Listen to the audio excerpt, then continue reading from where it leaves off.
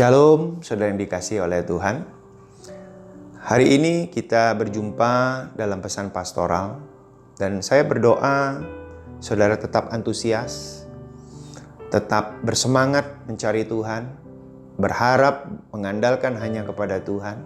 Saya percaya Tuhan memberi kemenangan kepada kita semuanya. Nah, saya rindu berbagi firman Tuhan yang saya berikan tema, apa yang terjadi ketika kita tidak melihat rencana Tuhan.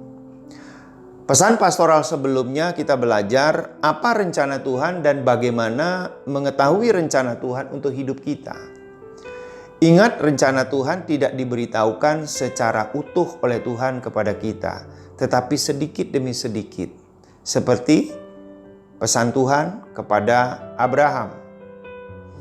Abraham diberitahu sedikit demi sedikit, tetapi Abraham diberitahu ketika dia taat melakukan perintah Tuhan itu. Nah, saudara, kali ini kita akan belajar dari Yeremia 29 ayat 1 sampai dengan 14. Yeremia menyampaikan pesan kepada umat Tuhan yang telah diasingkan di Babel. Tempat ini bukanlah tempat yang mereka inginkan. Namun, mengapa Tuhan membawa umatnya di dalam situasi pembuangan ke Babel?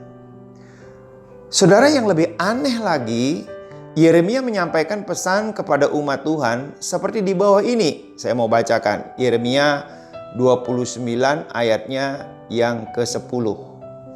Sebab beginilah firman Tuhan, apabila telah genap 70 tahun bagi Babel, barulah aku memperhatikan kamu. Aku akan menepati janjiku itu kepadamu dengan mengembalikan kamu ke tempat ini. Apabila kita menghadapi situasi seperti umat Israel di Babel, apa yang akan kita lakukan? Dan apa yang ada dalam pikiran kita? 70 tahun bukan waktu yang pendek. Sebagian besar kita tidak cukup sabar untuk menunggu waktu 70 detik, 70 hari, 70 bulan, apalagi 70 tahun. Itu bukan waktu yang pendek, saudara yang dikasihi oleh Tuhan. Nah, tetapi mengapa Tuhan izinkan umat pilihannya, umat Israel itu mengalami pembuangan ke Babel? Nah, saudara harus ingat firman Tuhan di dalam Yeremia 29 ayat yang ke-11. Sebab aku ini mengetahui rancangan-rancangan apa yang ada padaku mengenai kamu. Demikianlah firman Tuhan, yaitu rancangan damai sejahtera dan bukan rancangan kecelakaan, untuk memberikan kepadamu hari depan yang penuh harapan. Saudara, kalau kita mendengar firman Tuhan ini, ada sesuatu yang Tuhan akan lakukan kepada umat Israel. Tuhan ingin memberikan yang terbaik bagi umat pilihannya. Nah, mari kita akan belajar. Minimal ada 3 hal yang harus kita ketahui tentang rencana Tuhan. Yang pertama, rencana yang terbaik dari Tuhan bisa memakan waktu lama. Waktu 70 tahun adalah waktu yang panjang. Dan banyak orang mendengar pesan ini tidak melihat sisi lain daripada janji tersebut, kecuali hanya waktu 70 tahun itu begitu lama. Nah, untuk menerima yang terbaik dari Tuhan, Tuhan itu perlu waktu yang panjang. Saudara, saya beri contoh. Apa yang terjadi dengan Yusuf? Yusuf mengalami penggenapan mimpinya dalam waktu 13 tahun. Daud menjadi raja kurang lebih dalam waktu 12 tahun. Artinya sesuatu itu yang terbaik itu perlu waktu panjang.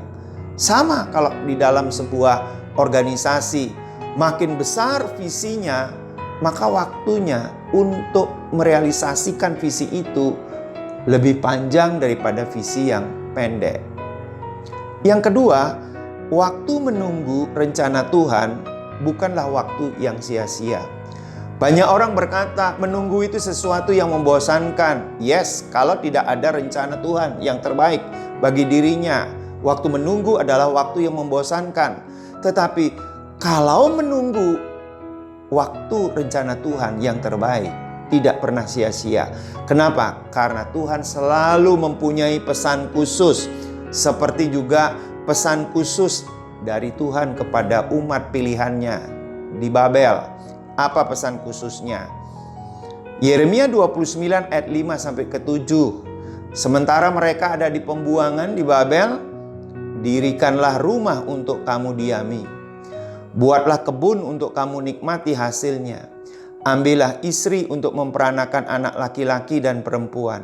Ambillah istri bagi anakmu laki-laki dan carikanlah suami bagi anakmu perempuan, supaya mereka melahirkan anak laki-laki dan perempuan, agar di sana kamu bertambah banyak dan jangan berkurang.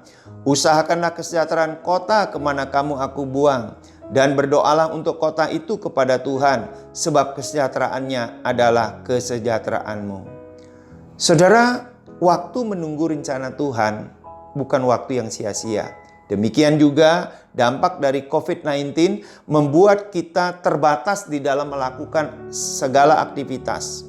Semua harus mengikuti protokoler, physical distancing. Nah, sebab itu lakukan sesuatu yang baik selama masa pandemi COVID-19 ini. Saya sarankan kepada kita semuanya, dirikan mezbah doa bagi Tuhan setiap hari. Baca firman Tuhan setiap hari. Baca buku-buku rohani dan buku-buku yang baik untuk kejiwaan kita. Belajar pekerjaan yang bisa kita lakukan dari rumah. Bangun komunikasi yang harmonis kepada anggota keluarga kita. Bangun sikap empati kepada orang-orang yang berkebutuhan. Dan banyak lagi saran-saran yang positif yang harus kita bangun sambil menunggu waktu penyelesaian daripada pandemik COVID-19 ini. Banyak hal yang kita dapat lakukan. Jadi bukan membosankan. Nah, yang ketiga, rencana Tuhan senantiasa baik, bahkan yang terbaik bagi kehidupan kita. Apapun situasi yang Tuhan izinkan terjadi, rencana Tuhan itu senantiasa yang baik, bahkan yang terbaik dalam kehidupan kita. Sebab itu Yeremia 29 ayat yang ke-11. Sebab aku mengetahui rancangan-rancangan apa yang ada padaku mengenai kamu.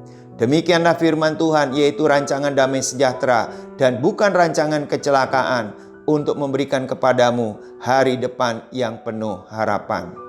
Jadi, apa yang perlu kita lakukan apabila belum melihat rencana Tuhan dalam hidup kita? Yang pertama, pegang janji Tuhan bahwa rencananya itu indah. Nah, yang kedua, sabar menunggu waktu Tuhan. Sementara itu kita melakukan apa yang baik, yang benar, yang sempurna di mata Tuhan. Tapi yang ketiga, lakukan sesuatu yang bermanfaat untuk diri sendiri dan untuk orang lain. Mari kita berdoa bersama-sama. Bapa, kami sudah belajar firman-Mu. Temukan kami dengan rencana-Mu ya Bapa, agar kami memahami apa yang harus kami lakukan. Berikan kami kesabaran menunggu waktu Tuhan sementara Tuhan mewujudkan rencana-Mu di dalam kehidupan kami. Kuatkan dan teguhkan hati kami ya Tuhan. Kuatkan dan teguhkan hati setiap jemaat-Mu ya Bapa, para pemirsa yang mendengar firman Tuhan ini. Dalam nama Tuhan Yesus. Amin.